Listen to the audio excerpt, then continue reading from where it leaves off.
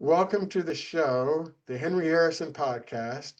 Mr. Hugh Massie, Executive Chairman and founder of DNA Behavior. The entrepreneurs in business and finance is our topic always. And so we're very fortunate to have Hugh on the podcast because he is a repeat entrepreneur. Welcome and hello, Hugh. Yeah, great to be with you, Henry. I'm really excited for the discussion. Well, you have had a long career, different ventures. I know you're mostly focused now on DNA behavior full time Yep. because you're the executive chairman and founder, but you also have a venture capital company. You founded a wealth management company, and you had a good solid 10 years in Arthur Andersen, a major international accounting firm.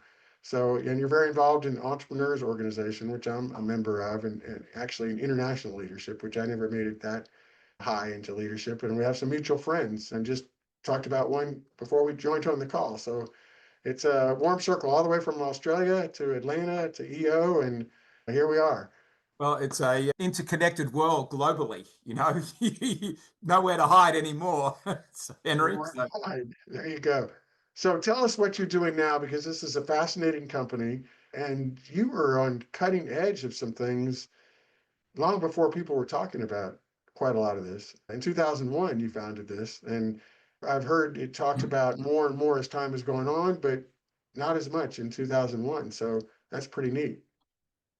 Yeah, so DNA behavior, if I just talk about that just to get started, is a behavioral data analytics company, and we've built our own psychometric system like like there's DISC and StrengthsFinder and Colby and other types of tools, Myers-Briggs out there to measure not only a person's talents or their strengths, but also how they deal with money. And that was really, this came out of me having a wealth management firm where I wanted to be able to hyper personalize the experience for all of my clients.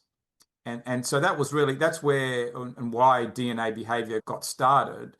It was really around personalization and me wanting to help people become financially self-empowered. And I knew that that was going to be about helping them optimize their talents, but also their financial behavior. So for me, wealth management wasn't just about, okay, here's a great investing strategy. It was about understanding the person first and what would be important for them in terms of their whole life. And then the money in a way follows. And I think that's probably where I've been, one of the areas where I've been at the cutting edge. The other part is just in this whole field today of behavioral economics that's getting talked a lot about, which didn't as much in 2001 when I started the business. But, I knew people had decision-making biases. But because we're each different, we have different types of biases or different levels of the same bias. If we talk about loss aversion, well, everybody's got loss aversion, but it's not in a 2-to-1 ratio to making the opportunity to make gains, as has been documented in key research. It's different for all of us. And that would be true, Henry, for all the biases. And, what I realized was that when people are under pressure, normally caused by money and relationships, they revert to their natural, hardwired, instinctive behavior. And I saw clients having these behavioral flips. I'd be at a cocktail party or a fairly easygoing meeting in the office. I'd see one set of behaviors. Under pressure, I'd see a different set of behaviors and decisions getting made. And I thought, I need to know that. And, when I had my aha moment, when someone asked me what was I passionate about, and I just automatically from my subconscious said, I want to help people become financially self-empowered.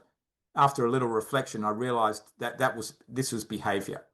And also it would meet my personalization goal that I just mentioned. So that's sort of the journey in, but that's also what we're doing today, except, the difference today between now and 24 years ago when we started, people had to complete a profile. And in those days, 24 years ago, it took 30 minutes. With the same profile, we managed to reduce the time to 10.5 minutes because of technology and making it slicker. But still, it's a friction. People have to do it. And this time, 2 years ago, I was running our annual team building meeting with the leadership team. And I said, what if we change our goals? And what if we have 1 billion people in our database? What does this look like? At the time, we had about 2.5 million. So this is a big quantum leap in some ways. And the answer was AI. And so we all looked at each other and said, okay, then we've got to build a digital scan. How can we have the profile completed automatically without people having to do it? And we had built the model for that about in 2017, but never deployed it. And partly technology, also because of the client we were working with at the time, didn't want to proceed. But we dusted it off and essentially reverse engineered our own system. It took us, a little while to do that. And then this year, we've got 275 million people in the database. Like we have humanized or behavioralized data on 275 million people globally, and that number will increase. And so, I suppose part of this is, as an entrepreneur, being able to or prepared to challenge your own thinking, business model, explore new possibilities. And that's what we did. And so that pushes us more as a company that's, far less about what I call consulting, team building, advisor coaching, because a lot of our clients are in wealth management, to being about behavioral data. And that behavioral data is really what's important for helping organizations transform. So that's the big shift in our business. So it's, and that's where I would say it's behavioral intelligence. How do we use behavioral data alongside traditional demographic transactional type data for better effect? So I saw on your website, dnabehavior.com, on one of the videos, it looks like there's a dashboard. Am I right? There's a dashboard for management to look at what's going on with individuals, and maybe for individuals to look at what's going on with themselves and to yeah, compare that to the greater spectrum of what's going on in the whole right. ecosystem. Yeah. So what you're seeing there is like really like a heat map. So the starting point for this doesn't matter what size the business is, this can be done, is to start with the CEO or the leader of the business, then the leadership team. And in the ideal world, they would complete a profile taking 10.5 minutes and learn all about their DNA, their talents, their money attitudes, how they want to be communicated with. But we can digitally scan them. I did this with a senior leadership team the other night with a firm with 15,000 advisors in it. I had the CEO, COO, and head of product on the phone, and we did the exercise and digitally scan them. And then I showed them how we could heat map the whole organization by knowing the behavior of every advisor, going across to the clients and understanding, how the advisors are matched up to the clients to build more effectiveness. Where should the leads go? And that's this is what can be done now, as opposed to imagine you have to get 15,000 profiles done just on an advisor's network, or even 20, right? And then maybe, get 1,000 clients profiled. It's quite a fair effort. That's the old model. The new model now is this can be done digitally, and it does, I think, as you're alluding to, it provides a fairly interesting picture of the company through the lens of all the people in the ecosystem, whether they're employees, advisors, or clients. And so that's the game changer for us, but I think also So for, give me a real life story. It's funny. We had a speaker that I listened to. I'm reading his name, Nero Savanathan. He's one of the most well-known professors at London School of Economics and yeah, organizational behavior. And he quotes some people recently that, not fairly recently, won the Nobel Prize for testing how irrational people are when they make decisions, yeah, and how marketers are able to figure that out. And they have something called a decoy product, which they insert or offer, which just makes the other product look better so that yeah, people don't feel like they're paying too much, and yeah, how irrational we all are as hard as it is to say, with some of our decision making. So compare, maybe I just happen to hear him speak, so it seems relevant. You must know a lot about the people that are studying, behavioral and Well, organizational science. yeah, I'm doing more and more in that area because I also do a podcast. I've started a podcast, the Behavioral Economics Today podcast, where I've been interviewing, just like you're doing with me, people like him that have done some cutting edge research on some theory or on a practice. And I think that where the world's got to is that with behavioral biases, that research sort of been done. Okay, some of the same biases are getting new names, but it's essentially the same work. It's come to it can't go any further in a way because we know what the biases are, but they've been applied on a one size fits all basis. And not that the next path is now, and like what you're just referring to there with pricing, that's being delivered on a one size fits all type basis, assuming that we're all equally irrational or rational or semi-rational, however you want to put it. But I think the holy grail that we're getting to now that can be conquered is if we understand who the person is, then the presentation of those options can be changed to reflect that person and what the deal or the opportunity being sold is. For some people, they'll see the lifestyle benefit in it, or others are going to, focus more on their retirement and security with it.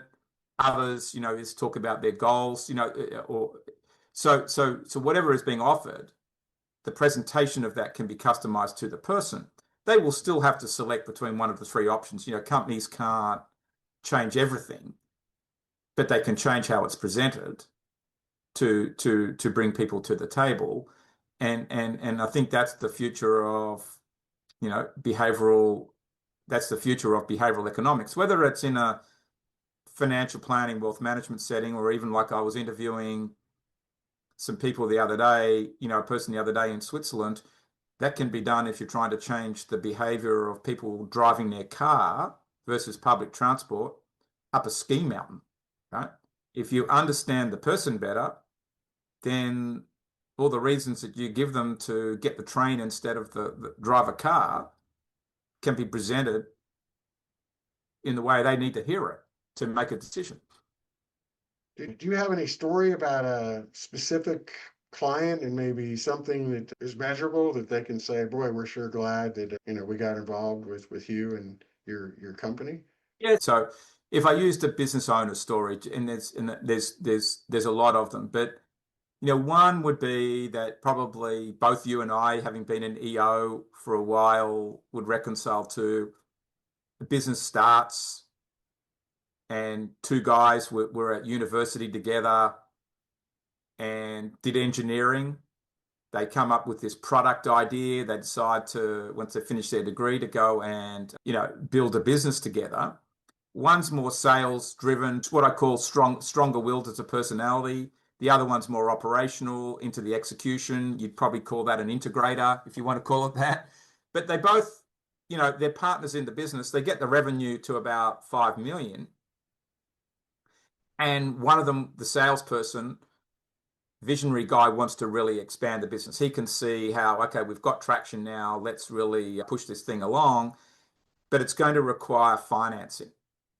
And you then start talking about, okay, how are we going to get the financing? We're going to get a bank loan. So they go to the bank, and because that's better than getting an equity injection.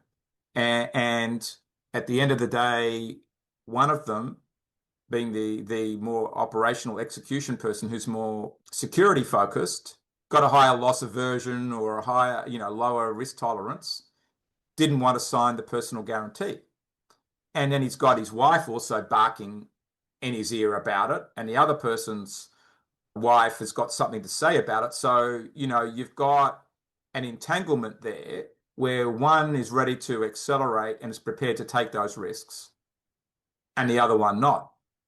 And it causes a war in the business. And, like they started arguing with each other, about almost everything. I suppose these things happen. People start seeing the worst in each other. There's squabbles, there's conflicts.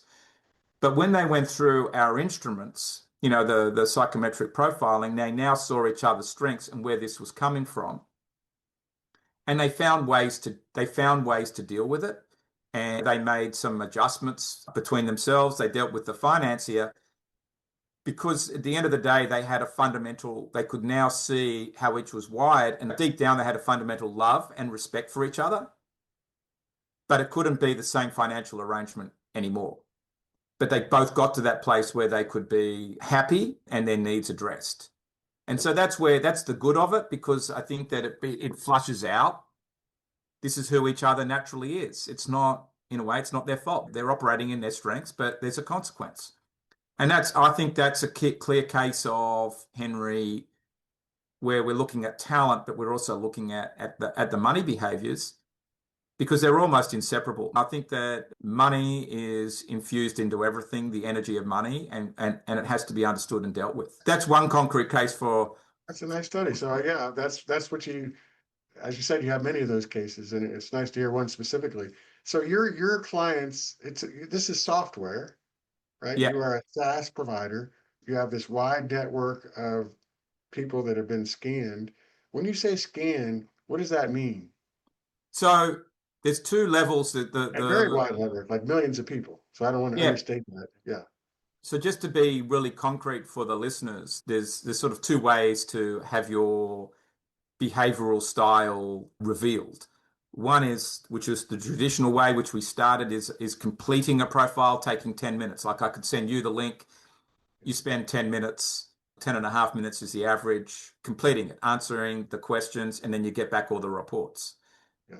The scanning process is, if we know your name, the company you work at, and your role, so we can put an identifier on you, we can now feed that through prompts out to public data sources to pick up a whole lot of information about you, including your work history, career history, things that you've said, done out there, in the public data sources. And that brings back the information to complete the questionnaire. And the real difference is just level of accuracy. If you do it yourself, it's 97% accurate. If you have the digital scan do it, it's somewhere at the moment between 70 and 75% accurate for most people. For some, it's higher. We don't need a lot of information. There doesn't need to be a lot out there for it to be done. Even my wife is being digitally scanned, and she hasn't worked in 16 years. But we know Jennifer's, what she does now, but we also know what her career path was. And, I think that the fact is there's more information out there on all of us than you would realize. So that's where we're able to do the digital scan. And I think it's really to get a head start and start removing some of the frictions in understanding people, being more pinpointed in your sales and marketing, how you onboard a client, or how you deal with a worker downstream in your business. Maybe expose a problem. That's, what it's for. But a really high stakes decision or situation, like the business partner situation I just described, I'd make them do the profile at the end of the day, because you want the most accurate information. Sure, sure. And I can imagine, just thinking that you mentioned wealth management companies, they're going to be wanting to understand the customers and what those customers' goals are, so they can structure, I mean, this is a high level, but their risk, while even having them identify all financial advisors want to do this. What's the long-term goal? And what about your kids? And what about college? Yeah. And what about your house? And what about your vacations? And then what about your job or company or risk, and tying that all together? But I guess using AI and using the scan and using the form, I guess you call it, the questionnaire, you're going to be able to provide them some kind of dashboard that's superior than just sitting in a conference room and having coffee. And Yeah, I think you get to that place of more pinpointed understanding far earlier, which allows you to engage with the person. Because, I'm sure you've been in a conversation like I have, and you just start communicating the way you normally do because you're wired that way, and you completely miss the mark with the person. And in a way, there's not a level of trust has not been built enough for them to want to do something with you. At the end of the day, probably you can connect with 40% of the people that you interact with at some level, a good enough level. there's a 60% complete black hole. And that would be true for, any salesperson dealing with a prospect and client base or a territory, advisors dealing with their client base. They connect with some of the clients, but not all of them. They're getting more engagement out of some, and I think you'll find that comes down to communication. But why not get engagement out of everybody? And what then the system does is helping you see where and who and how to adapt that communication and understand maybe some of the deeper motivations. So you moved to Atlanta. I went to college in Atlanta, Emory Yeah. University. Great town, dynamic business city. And you mentioned your leadership team. Is everybody in Atlanta or different parts of the world or working remote, or how are you set up? Yeah, so we've got some of the key leaders are in Atlanta, and I think going forward there will be more with the recruiting plan that we've got for next year and the year after. There will be more executives based in Atlanta, but we've got operational teams in 4 different countries right now. We've got sort of the UX development of our software system and apps that get built there in Pakistan, believe it or not. Database work's done in India, and then we've got a really good analytics team actually in Sri Lanka. The team there, they've all been educated in the UK, and they're excellent. And we've got some in the Philippines, and then we've got some executives also like in Australia and other places to run a market or run a distribution type network. But we've got to keep a balance of all of that, of who is remote versus who's in Atlanta. But I think I'd be building more of the team up in Atlanta in the future, maybe than other parts of America, just because of culture building. I think what I've realized is that if the people can be a little closer to me, it's not that I want to micromanage them, but it's sharing the culture. And we're doing more and more of that work actually online as well. Even this morning, we took half an hour with the team and we went through some aspects of the product and why those features are there and how they're used, so that they're getting more cultural indoctrination. Because I've realized, Henry, this is the key to the growth, is having everybody completely bought into the culture. And our culture is being built on what we call a know, engage, and grow culture. So, knowing people, engaging them, and growing them, that works with a behavioral assessment, human capital type business. But the real key thing, the difference in our secret sauce, is the fact that we encourage the sharing of profiles. So when I started with the profile system in the wealth management business, because I developed it sort of out of that, my promise was that I would always share my profile first with any client or prospect before I asked them to do it, to be transparent. In sort of the leaders go first principle, that's the same in the team. And you would see my profile everywhere. I've got to be 100% authentic and vulnerable. And today, when I meet, even if it's a CEO of a large company that we'd love to have as a client, if he or she says, well, I'm not going to do my profile or I'm not going to share it, then I say, we're not going to serve you, right? We're not going to serve the company. And we expect this to happen. And what I've seen is the clients that have been with us for 20 years, because they're quite a number, and obviously we've accumulated more clients since, the ones that stayed the course have always done that. That was why they bought into the company. And that's what we need to reinforce. And that's what I need to keep reinforcing with our team, in demonstrating it and them seeing the power of that. So that's, I think, a pretty important point. But I think this is important for all entrepreneurs building their company, is to really get back to the culture and why are you different. It's not just, oh, we have great employee engagement or great client engagement or a great tool. There's something that is there deeper down that needs to be protected. Vern Harnish refers to it as the soul of your company. That's the thing I'm talking about. And our Sure. goal is about profile sharing, or what we call knowing me, knowing you. Saw him yesterday too, along with the Yeah. others. He's out and about everywhere. He's everywhere. You can't walk outside without bumping into him. Yeah. So clients onboarding, they want your tool. What's your range of client sizes? One man shop, probably not, but 10 men to 1,000 Yeah, or the 20,000 people?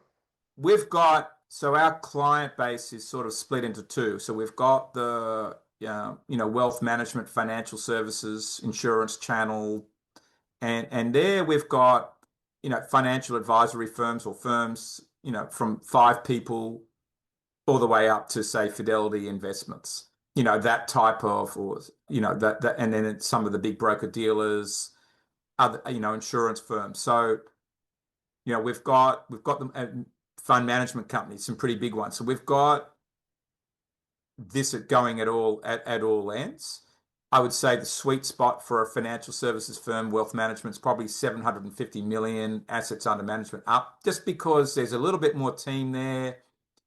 The business is already established, and this is something that you would infuse in to the business. I'd say everybody should be profiling their clients out the gate and know themselves better. But the reality's been that for many, they've got there's so many things to build a successful firm. They've tended not to do this, but we are putting an app out next year called GoDNA, which is really, I suppose, a mini version of our main system that can just be done from the mobile phone to make this more accessible. It's at a lower cost, so there would be no excuse for the one-man band firm not to do it. And then on the other side, we have clients outside financial services from, US government clients down to Intel, going down to, your 5 and 10 person entrepreneurial business.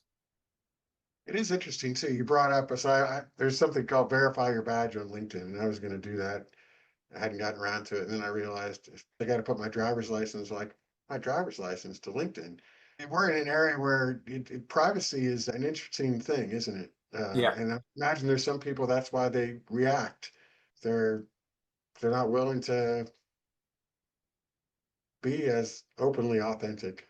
I think that's an issue, and I think a lot of people are worried out there. Well, what does Big Brother know about me? What's going to be done? I've just clicked on looking at something at Amazon, to buy a new shirt or a golf club or something, and suddenly I've got all the Facebook ads are following me around. I mean, that's out there. But in terms of what we do, one, DNA behavior holds no what I call detailed personal information, financial information, age, driver licenses, passports, nothing that's considered private in that sense in our databases, and we don't need it to produce the profile. We're doing it totally on, who you are as a person or a personality, and that's not built from how much money you've got, for example, or your age, or where you live, or anything like that, or what your healthcare insurance is. That's all information that those sort of firms might hold and then add our data, behavioral data to it to create a more detailed script. But I think for those that are not willing to share it, the fact is there's so much out there now. There's no point hiding in this area. And I said that to a CEO the other day. I said, okay, if you don't want to do this, it's still out there anyway. I can digitally scan you and I know who you are. And really what came of that, though I've said that a little bluntly, by presenting him with the digital scan, he actually said, Hugh, that's pretty accurate. I'd like to do the full process Yeah. and I want to share it. I think some of it is also bedside manner of how all of this is done. And as you say, with the successes, which is really, I mean, more information about what your own goals are, what your own wants are, to be a better person, to help people around you, to grow your business, to make more money, whatever, philanthropy. And then for your employees or your company's employees to have the benefit of that as well. And then for the company to try to better match them up. I mean, it all makes good common sense Yep. that it's really helpful. It's like spending time having coffee, but it's in addition to that. And so it really is a positive thing. But sometimes there's an initial reaction of, well, am I going to be judged or is this going to be used against me? Well, I think that's the problem is that there are organizations where, a profiling tool suddenly being brought in, or a leadership 360 tools, but suddenly being, someone suddenly been introduced for someone, and in a way it's being used as a tool to exit them. There has been a lack of trust, and that doesn't help. But that's also, I think that's the opportunity that I've been saying is, if you do want to build trust in your organization and a culture of psychological safety, then it's got to start at the top. And all those issues that you're alluding to will be there if the CEO doesn't start it.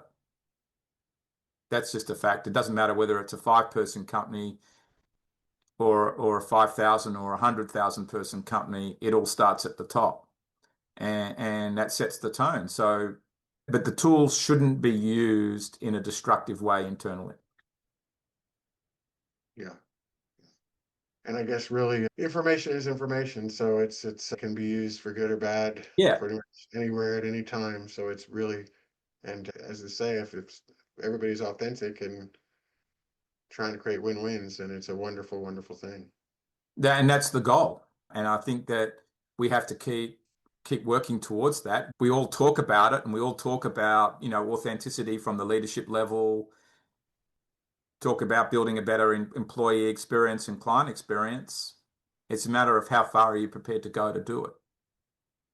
So you're kind of, it's an interesting mix, right? You are in the software business and you're in the people business. Yeah. And you, to me, seem like a people person. I know I have friends that are brilliant in some areas, and they say, "Oh, well, people is not my best thing."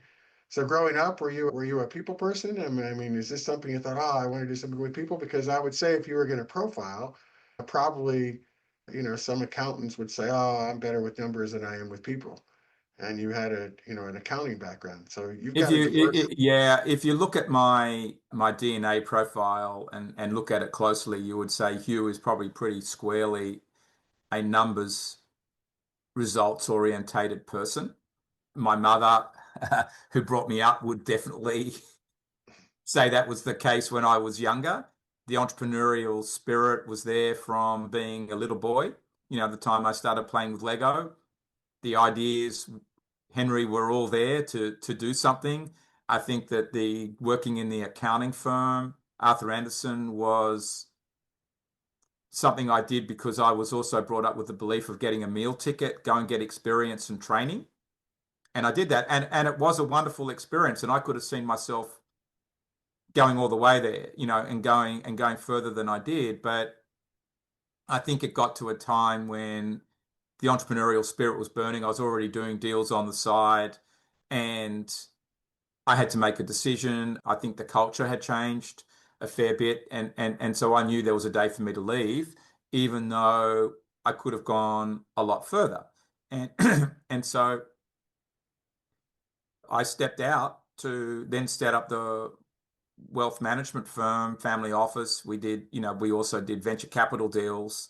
That type of thing was all, part of that business. And that was probably pretty much the numbers side of the game. But as I started to realize more about who I was, what had made me successful, and I started to see that there wasn't psychological safety at Arthur Andersen. Okay, I need to have that in my business. So I need to work on strategies for that. Personalization was part of my secret sauce when I was delivering tax advice, because I could learn to pick different people intuitively and thought, for this person in the organization's asked me the question, they're going to read a letter, they're going to need to read the advice in a 2-page summary with a diagram, and this person needs to read the 50 pages of research. I figured those things out. Because at the end of the day, everybody can provide tax advice. It's about, is the client going to understand it, be comfortable with the decision that they've got to make, and that's really where the value comes. So intuitively, I figured those things out. So I was reasonably good in Arthur Andersen. I led training for the tax area in Australia at a pretty young age, and I think I was reasonably good at dealing with people. I learned it because I got told a few years before I became more in the management role that, with you, if that's, and I was in Singapore, so I'd moved from Sydney to Singapore for a year.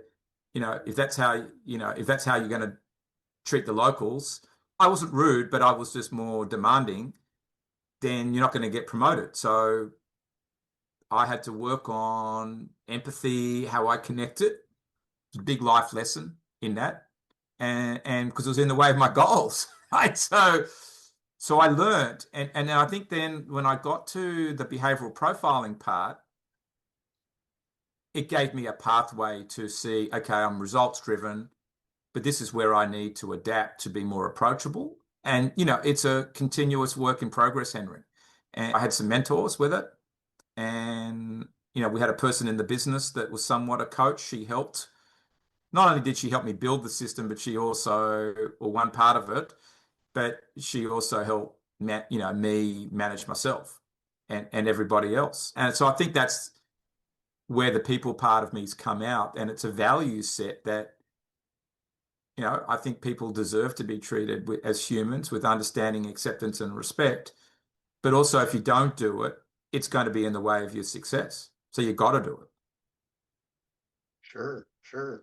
Whichever That's way but be authentic as well. There's no point me not being myself. I have to accept, you know. well, you uh, can, I mean, there's an intentionality to everything. I think everybody is felt annoyed and impatient sometimes because of something that's going on in their life.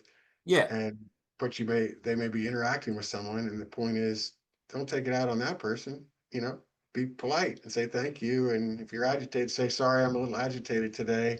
I appreciate your help, or whatever. So, yeah, there's an intentionality to being a good person, if you want to call it simply that. Being compassionate, even if at that moment you're in a agitated state.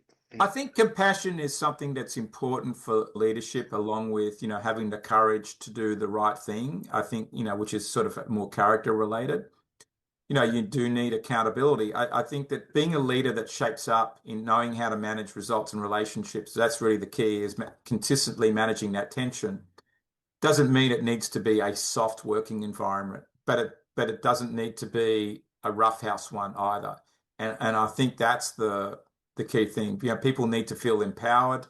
That as I've learned from Stephen Covey at a conference a couple of weeks ago, people need to know that you believe in them, and then you give them the tools and resources to go and do it. But then set them up for success. Don't have them doing stuff that they're not got the talent to do or the skill sets to do. But you lay the right foundations down, and then you believe in them. And it's amazing what can be achieved. I got that stunning result in our business a few weeks ago with a younger guy that stepped up because somebody else left, and he's designed a new app for us, in under a week. And in the past, that would have taken months and if not longer, and fluffing around. He did it. And it just shows what can be done. And your business can help other businesses do that. So if they wanted to reach out, they'd go to the website. Yeah. The best thing is to go to the website, have a look around, and anybody can, get in contact with me either through LinkedIn, Hugh Massie in LinkedIn in Atlanta. So there's only one of me to find, other than my 13-year-old son. So, but he's not in LinkedIn yet, but he's also called Hugh. But yeah, so go onto the website or just send me an email at hugh.massie@dnabehavior.com, and we go from there.